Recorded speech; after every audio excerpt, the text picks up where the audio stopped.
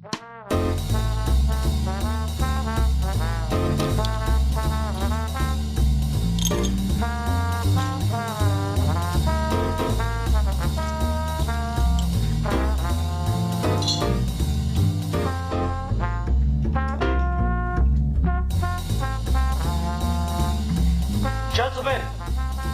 the time has come once again to discuss things.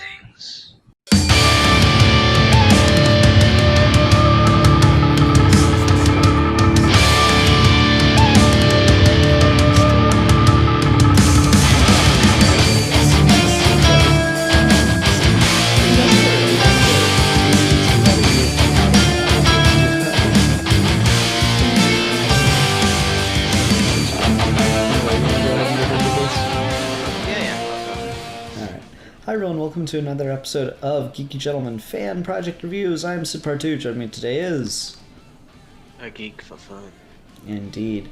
And today we're going to do something a little bit different. We're going to talk about a Star Wars fan film. We barely ever do those because there's so many of them. But this is something that I was immediately interested in because I've been following the channel, The Hacksmith, for a long while. And with the success of The Mandalorian, they decided they're going to do like a little mini-series on the channel called The Hacklorian, where they're going to make the Mandalorian's armor and weapons and make it, like their series on the channel is called Make It Real, where they try to make real-life versions of all these things and try to make it function as close to possible as in reality as they can. And sometimes it's purely aesthetic, and sometimes it's fairly impressive how accurate they get. Their most famous thing is they've made lightsabers that, you know, it's a beam of energy plasma that can cut through just about anything. Doesn't do it quite as fast, but it's still goddamn impressive. And so to see them do the Mandalorian armor, I thought would be pretty cool, and I followed this series as it was going, and it was pretty, you know, not to sound negative or anything, but it was pretty typical for them. They spend the episode building it, they get all the beauty shots of it coming together, and then they go and they test it, and usually testing it's just kind of like blowing stuff up, which is fine, it's cool. So I was pretty interested in that, but I was very surprised when kind of what the series had been purportedly building to, of James the Hacksmith putting on the Mandalorian armor and like going through a gauntlet or putting it to the ultimate test, which is stuff he's done before, turned out to be a Star Wars fan film, which is really not something they've done in the past. They've done like bits and sketches and things, but like this is really on a different level of complexity. And I don't know, I just, as a fan of the channel, I found it to be a really exciting direction and something that they're like, oh, you know, maybe we'll do more of this, let us know. And so I wanted to do an episode of, you know, my fan film review show talking about it, because I thought it'd be, you know, my way to encourage more of it. That being said, what was done with it is something I certainly enjoyed as a fan of the channel, but as a fan of fan films, I thought there was a lot of room for improvement, so I thought it'd also be interesting to talk about in that regard. Alfie, have you ever seen anything from Hacksmith before? Seen a couple of things here and there, be it in the recommended feed or just random scrolling binges and such.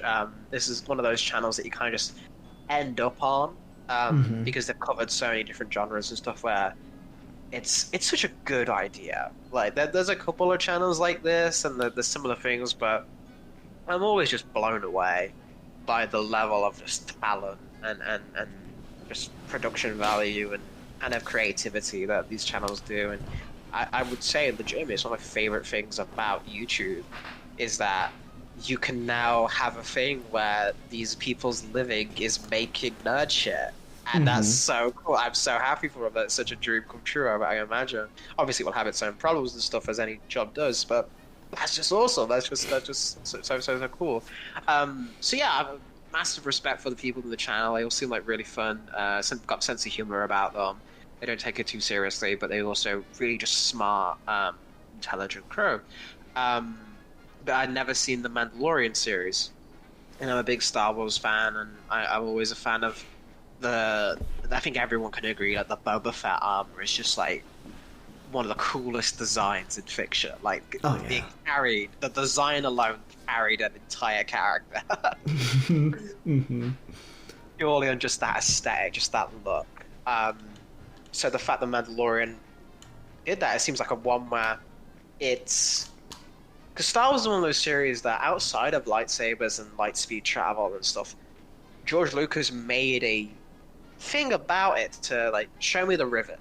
Let me see how the thing got coupled together. It's not Buck Rogers, it's not Flash Gordon where the sci-fi is pristine and sleek. Like you get a little bit of like Naboo and stuff in the prequels, but in the main like Star Wars, like after the fall of the Empire, everything's kind of cobbled together. Everything's kind of dirty. Nothing's fully impossible. You can see the seams, and I think that's what makes this a really interesting proposition for like an attempt to make.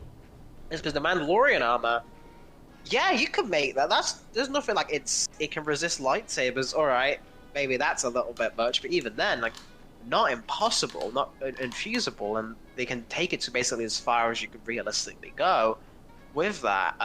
What I wasn't expecting is they do the whole shebang. They do the blasters, they do the jetpack, they do the carrying case with Grogu, they do everything, and I thought it was incredible.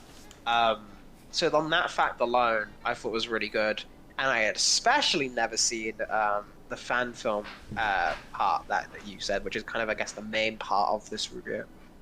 Yeah. And again, this is like the first time they've really done something like this, and I think it's a really interesting direction for the channel to go in because, you know, like with all of these, I guess, maker channels on YouTube, they kind of all devolve into the same thing. Concept of what they're going to make, design process, beauty shots of the building process, beauty shots of the finished piece, testing phase where they break stuff with it or blow something up with it, you know? Like, and it's fun. It makes for a really good, like, entertaining 15 to 20 minute video. It's you know, it's kind of YouTube's bread and butter in a lot of ways, or a YouTuber's bread and butter might be a better way to put it, where it's just like it's a very nice formula and stuff. And I like Hacksmith's videos a lot, but end of the day, a lot of their stuff does just boil down to that formula. So like I had an interesting experience because I like I said, I watched this series as it was coming out, and then I watched it again for this review, and watching it all again back to back to back really made the formula stand out and get kind of stale a lot faster, especially since you've seen all the beauty shots and stuff before. Made the formula get kind of stale. So then when you get that ending where it's a fan film like it is, and it's a proper film really in every respect, it's just like this immediate breath of fresh air, and I honestly would like to see them do stuff like this more, because like they made Thor's hammer, they made a bunch of different versions of Thor's hammer that are just insanely inappropriately heavy. Like they cut open one of the prop ones that are like realistic prop ones you can buy, and they like filled it with the heaviest metal they could get their hands on, so like the thing weighs like 100 pounds or some shit. But they made a really cool electromagnetic one where you could only pick it up if you're wearing a special ring, which is a really, really cool move. They like brought in a big like, you know, bodybuilder guy to try to pick it up, and he couldn't even do it. Then they just come pick it up casually with one hand. It's adorable. But like they've done stuff like that, and you know, I kind of look at that and I look at what they did here. I'm like, you know, you just take that and do the scene from Avengers. You know, like Age of Ultron, you know? You could just make a fan film that's that to showcase the prop that you've just built, right?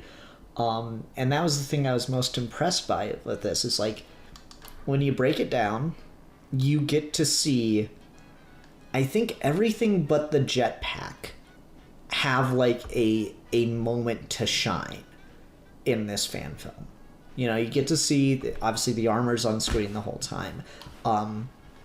You get to see him fire the rifle and the blaster and walk around.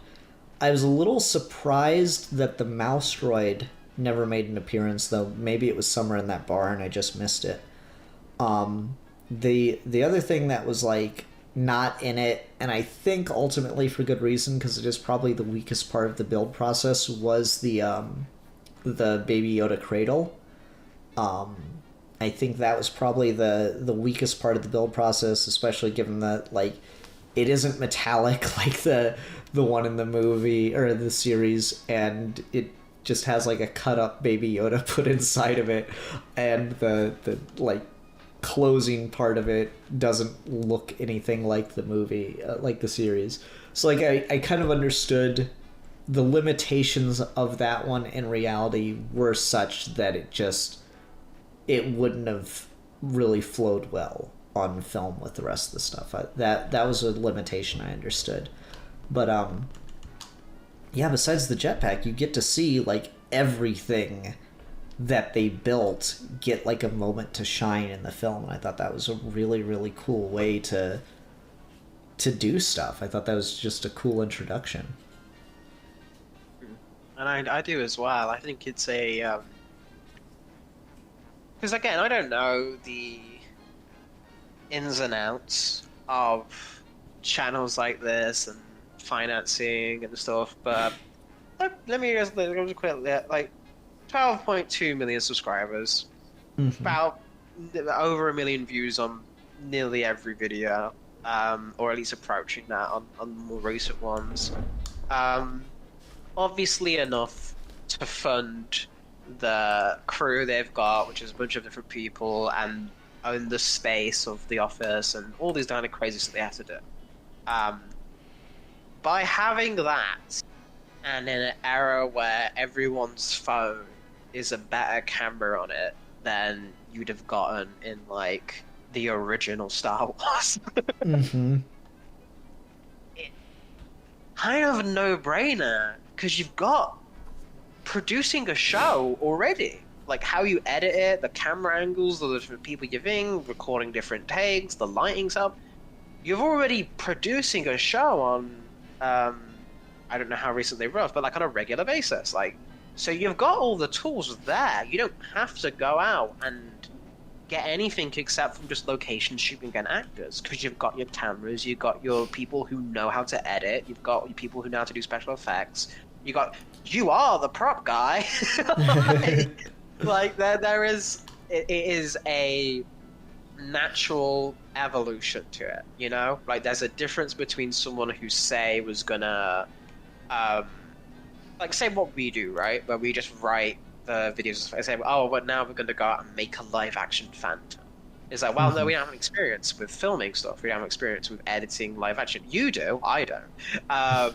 But the thing with this is it's so much less of a thing, and again, you've got cash in there. Maybe not the most in the world, because again, YouTube be YouTube, but, you know, a decent amount to fund something like this. Especially again if you know your limitations and you keep it small scale. So yeah, I think the idea is very simple and something that they can go together.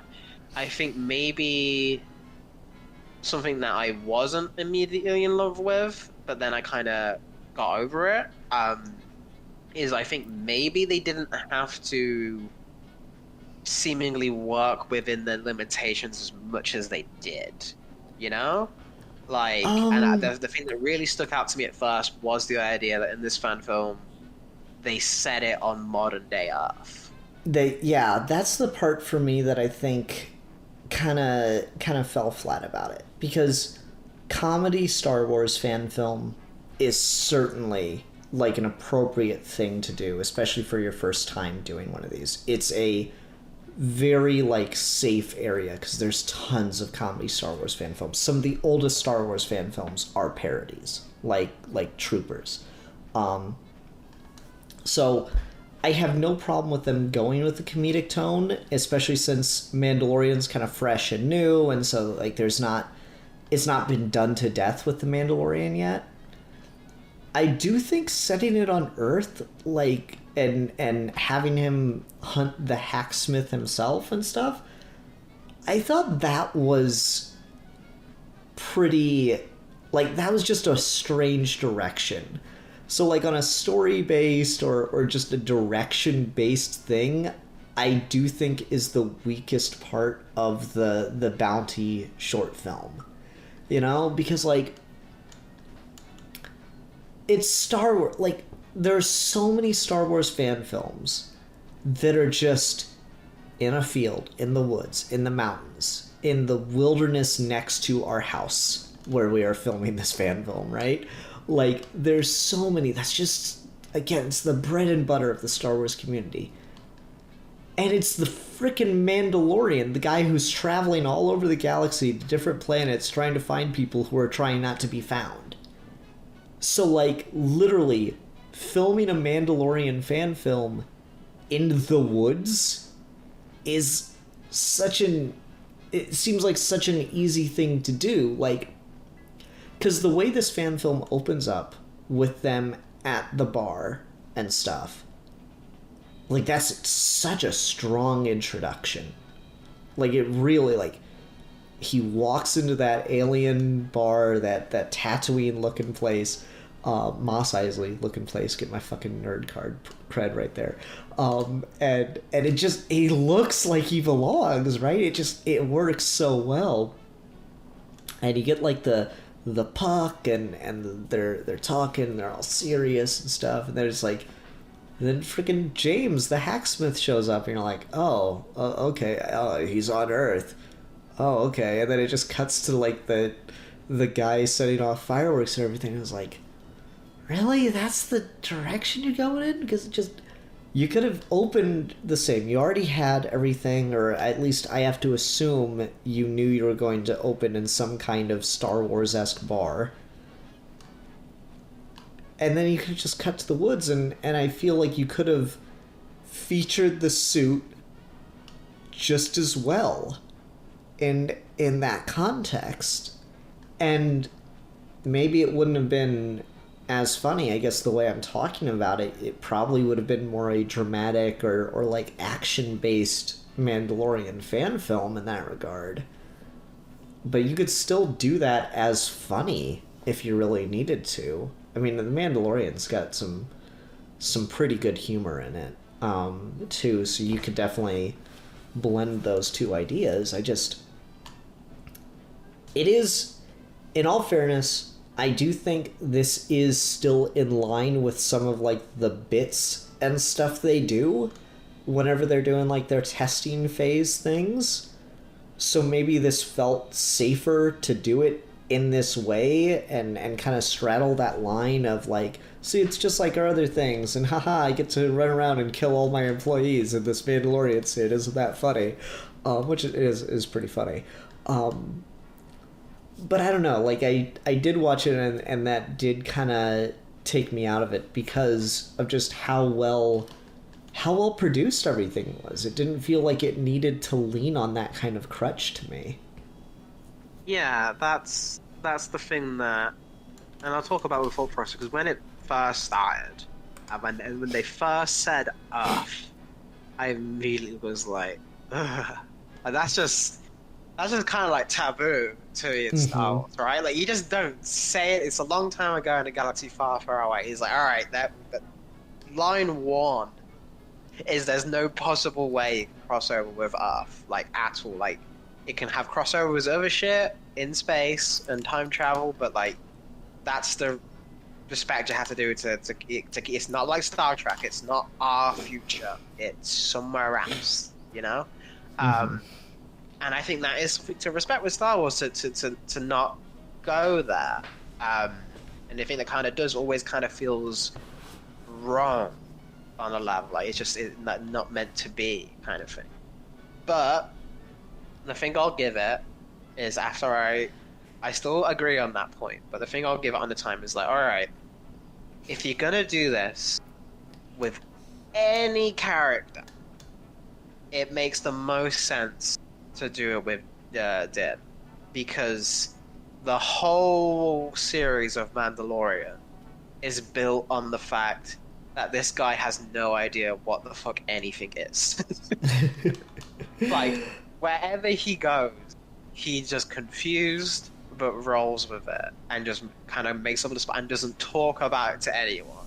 So if anyone had an adventure on planet modern day Earth and then just came back and said nothing of it's this guy, yeah, okay, whatever, I can buy it. Like that's so like, and again, it fits into the kind of the aesthetic of he'll turn up at a bar and be confused by bullets, and he'll be confused by like just fix the ship and all these kind of gags, but it doesn't devolve into, say this was something like Luke Skywalker, right? Or like that'd just be an existential crisis for that character. This would fundamentally change because this is unlike anything they've ever seen in Star Wars, and it kind of changes and it's a completely different society kind of thing.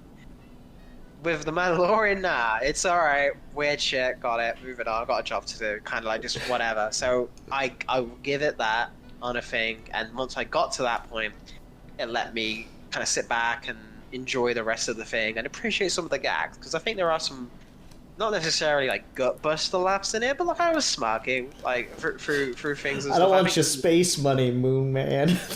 Yeah. So that's very quotable to me. Yeah, that's for me. That's it's a smarker, but again, it's good. It's well written, and I think the premise of it as well is very meta and lets them use the places they've got. So again, if they don't have to location scout too hard, they can just use their local area and stuff like that. So I definitely think I would have preferred a more kind of in the Star Wars universe lost tale of the Mandalorian that we didn't see kind of thing, but I grew to accept this inherently taboo concept, and I think they made it work for what it was as best they could, and they picked the right character to do it with. Yeah, I don't know. Like I don't even think it necessarily needs to come down to a character thing. I don't think there's anything technically wrong with the choice to do the Earth thing and stuff, because it immediately strikes a comedic tone. Like, the second that you find out Earth, you're like, okay, and then the second we get to Earth, rednecks blowing up fireworks shoots down a ship. You kind of know what you're getting into right away. You kind of know that there's a gag here. And then it's whether or not it works on the strength of the gag. And I guess the more, like, subtle and important thing is, even though it's silly, it does still play like a Mando episode, you know? Like, particularly with, like, I'm reminded of season 1 with the stormtroopers and stuff. So, like, it does play with a Mando episode at that point. So it's fine. I just, like, I was so blown away by the choice itself that I ended up actually being kind of like, oh, on the choices made within the film. Because, again, I just... thinking on it, Mandalorian is kind of like a gift to the Star Wars fan film community, which I'm sure Disney's probably going to be pissed about eventually, but whatever. Because it's just, again, you can just put him anywhere.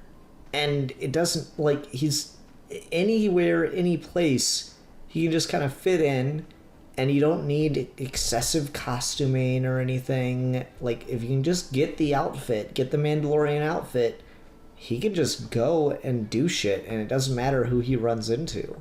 And especially it doesn't matter what your actor looks like, which I think is a huge thing in Star Wars. The fact that he's fully covered in story and has a voice filter, and also, on top of that, doesn't speak that much, is an inherent, like, most Star Wars fan films have to either use helmeted characters or characters that aren't very relevant or OCs. But this, or like, so that most of the helmeted characters like villains.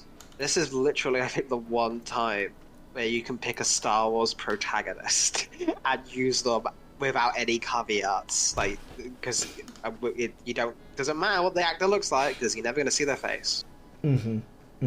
I guess the one thing that doesn't get featured is the grapple. I wonder if the fucking 100-pound armor overpowered the grapple. Yeah, it was just too much. I have to. Those bad boys get heavy. Yeah.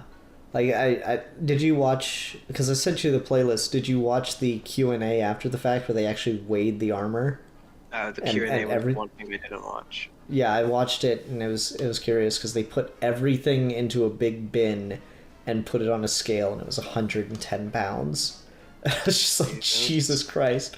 That is literally like me on your back. Ah. little bit more. Be 120 or so. Yeah. But yeah, it's just so fucking like crazy. I've been down to 110 though in the past, but I think I'm getting a little chunky, guys. He's a strong boy. Yeah.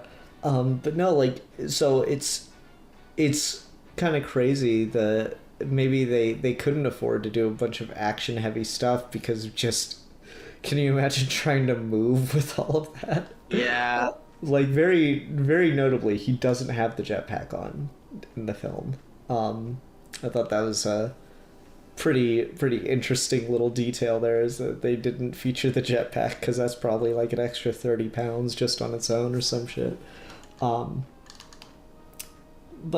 I don't know, the film itself, like, it was the gags that were in there, like, for what they were, I thought that were pretty good. Like, it did kind of get me right away when he was like fireworks, and I also bought candy when he was supposed to be spending money on insulin. That was really funny to me. Like, that was some really good dark humor. And then just everything that kind of happened with that got pretty good. I like that they just left the carbonite hacksmith slab there. I thought that was pretty cool, or pretty funny. The comedy bits and stuff, what they were, did work for me. You're the suit guy though. Was there anything about like the look of the suit that did or didn't work for you?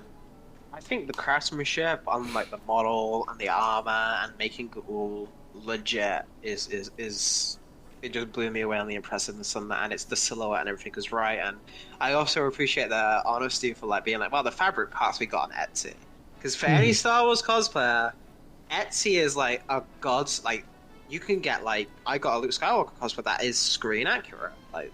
So again, I don't look much like Mark Hamill, but you know, they can deep fake my face to be. I was the Mandalorian stunt guy. I didn't know to tell you guys, but that was me. But like, Etsy is like, if you want a screen accurate, legit Star Wars thing, go there. So that them saying that was funny, because I was like, hey, the big channels, like they're like, yeah, this is the style. So that was nice. The one thing about it that did stick out to me, where I was like, is I think the way they painted the armor, and specifically the helmet, isn't quite up to. It looks a little too, I guess, grungy. Like, it just doesn't look quite right with the paint they used on it, with the shine and everything. It doesn't look. Well, that's the funny thing, is it's not even painted. It's just they sandblasted, yeah, and then wire brushed it, which I think is probably like. I think that's probably just what they did with the metal in the actual armor, but I think they probably put like maybe a level of polish on it before wire brushing, or vice versa, you know. But yeah, it does look a little grungy. I think for me the one part of it that like is the roughest is the helmet. And that's the one where clearly it's they face probably the most limitations on what they can do, because like they talk about that they don't have the ability to forge something or cast something, so they have to figure out how to do it from like sheet metal. And so he did the whole thing with like the dome and the triangles that form the dome and stuff. And so like that's why the helmet like immediately starts looking just a little wonky. But then, like, just seeing it in the film and anytime he wears it, it just seems like a little too loose, like maybe too big for his head, you know? Like, it just seemed to have a little bit more wobble than it should or something to me. Which is, it's funny because I know he's making these using himself as, excuse me, I know the team is making these using himself as the guide of, like, this is it's meant for him to be the one to wear for the camera. So I was a little surprised that like it didn't seem to be as tight and as good a fit as it necessarily should have been. Yeah, that I think as well. And again, armor is the hardest thing in the world to tailor to someone. So I especially making it tailored and also bulletproof. Mm-hmm. So like, I think there is like a safe caveat you want to make to where you don't want to make it that tight to his head, because if they fuck a fucking concrete brick on it, there wants to be Oh my god. Yeah, that was crazy. That was crazy. So like, I think that to it as well. But yeah, I do think the issue with that, I think, could have been alleviated for me a little bit more if they'd gone over it just a paint job. Because I like that's another good channel. A shout out to do this was Cosplay Crest, who did their own custom Mandalorian cosplay, and they go into painting the helmet. And I don't know if they could take some tips from that, maybe. But yeah. that's about it. Like, other than that, the suit, recognize the Mandalorian, recognize it be very screen accurate for what it is, while still being practical. Which I think, when you're doing a project like this, you do want to emphasize the practicality over what is on the screen. If you can marry both, that's the dream. But if you have to sacrifice one or the other for these guys, it definitely is. All right, visuals second, actually getting the thing to work first. Mm-hmm. And I think that's a fair compromise. It wouldn't necessarily... It would actually be the exact opposite in every other version, but like the whole point for them is to make it real. Mm-hmm. Yeah. So I don't know, but like it was so cool to see everything, get to function and get its moment in the thing. Their fucking flamethrower, I think, is my favorite thing on the whole piece, because it's so damn good. It's such like a unique design for a flamethrower, and it works so effectively to see how it all kind of comes together. I was very impressed by that, because just it's something that's so inherently dangerous, and just it's really cool that you can see him use it. It's wrist mounted exactly like it is in the show, and it works so perfectly, especially given the fact that like you can see that there's that distance between the cloud of particles and the flame itself. So it has, I'm sure of course you need to still be cautious around it and everything, but it has like a level of safety built in that I thought was pretty cool. And without having to break the immersion, I guess. Yeah, that's one of those things where, again, they've been doing this for so long at this point, and they've got it down to literally a science that is really impressive, that they can keep, I don't know, just putting it to that level of it actually works is always so impressive to me. It's such a simple thing, but like there's like a childlike, whenever you see something on screen and then you get like the toy, and it's not, you realize it is just a toy. There is that something at the part of it, it's like, oh man, it's not a real lightsaber. But the fact that they could be like, yeah, here's a Mandalorian armor, you can wear this and like it'll actually protect you like a decent amount, and it's just like, well, hey, there we go, like, we're validating things quite a bit. And I think Star Wars is such a good franchise to go to that for. Is like I said before, is like it was all built on as much as you can with how little you've got, and making the seams part of the appeal, like making the little inaccuracies. Well, yeah, that's because it's a real thing. It grounds it. It gives it some foil to it. So the fact that you can do that and make it work, and then tell a story with it, albeit like again very very gag focused story, but very Mandalorian typical story, is a fun one. And I would like to see them do more shit like this, because I think that would be just interesting to see. Yeah, like legitimately, I would love to see them do more short films, fan films based on the stuff they're making.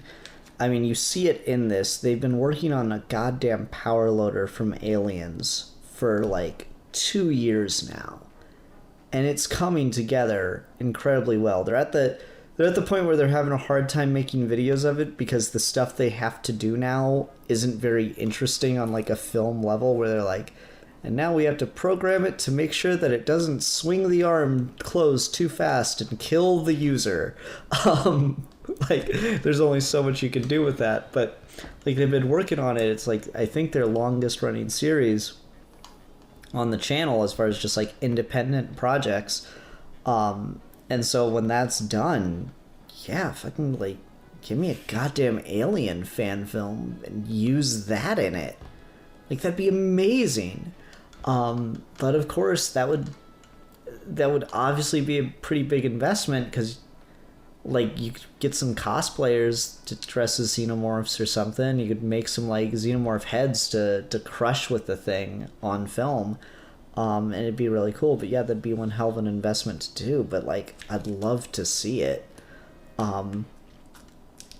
Just, you know, like, I'd love to see stuff like that. And I legitimately, you know, these guys aren't actors. I can tell when they're kind of hyping something up for the camera, but it's also like that Mythbusters thing of like, yeah, they play it up for the camera sometimes, but sometimes just the thing you're doing is so fucking cool you can't help but like genuinely be like hype about it. So I could understand not wanting to go for like full drama kind of short films. I think the thing I would like to encourage them to do, if they want to take any advice or feedback, is go ahead and do another short film, and instead of focusing into comedy, focus on action. Like, really lean into that for the thing. So that way you can get away with just your basic acting and stuff, because I mean, we had action films for years where even the lead actor wasn't an actor. They were a like stunt performer first and foremost, you know?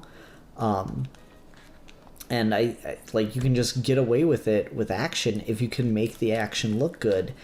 And they do know how to do that because they work on the props so well, and they understand how to shoot cool dynamic angles and things happening and looking good in frame for, you know, showing off the piece. So make, you know, with the power loader or whatever you're going to do next, as your next, like, the project is not necessarily ever finished, but the project is to a presentable point at this point, I'd say go ahead and make a film and go for a more action heavy focus as opposed to comedy, because I do think it will hit, and I do think it will stand really well. So like, I'll just use the power loader as the example here. Make an Alien fan film that is focused, of course, on the power loader being used as the central piece of the film, and go for an action heavy influence.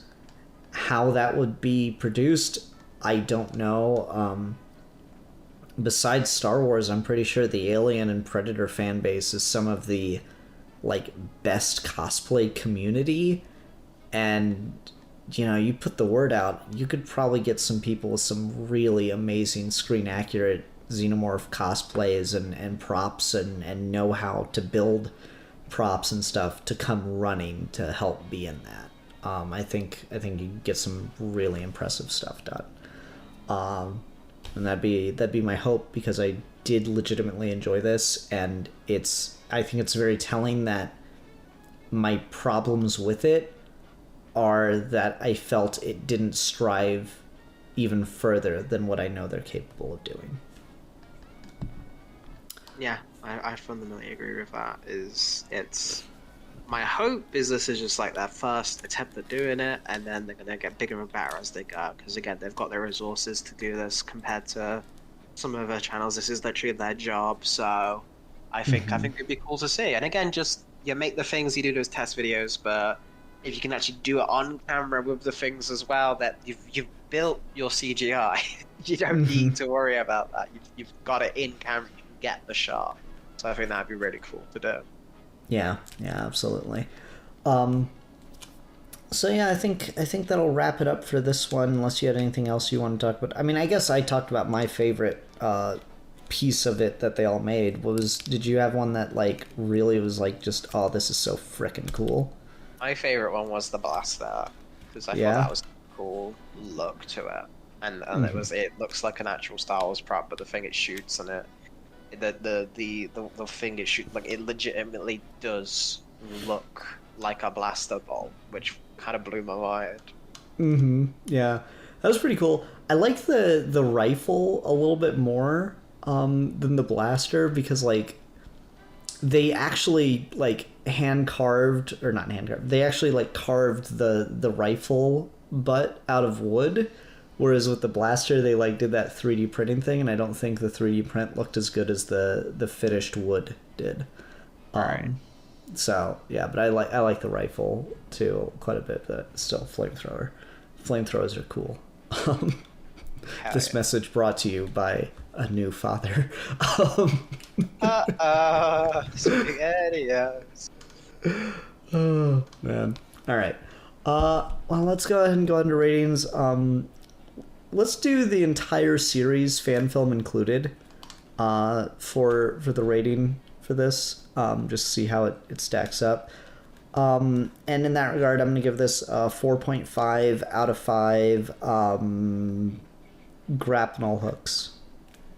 For me, again, I enjoyed this. Just had a little bit of conceptual issues and little niggling things here and there, but outside of that, I think it's really good. So I'll give this 4 out of 5. Fireworks that have more firepower than you could possibly imagine. This is a fully armed and operational fireworks display. Oh man, Darth Sidious on the 4th of July. There we go. There's my new fan film. Yeah. Currently looking for funding on Kickstarter/Sid Part 2. Yeah. All right. Everyone, thanks so much for watching. Alfie, what are we going to talk about next time?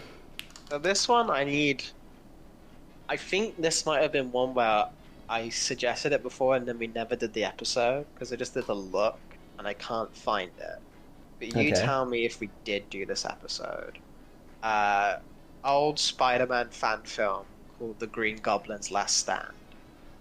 I don't think I've ever heard of it before, so no. All right, we're doing that one. It's from 1992. Oh man, that might be a contender for the oldest one we reviewed.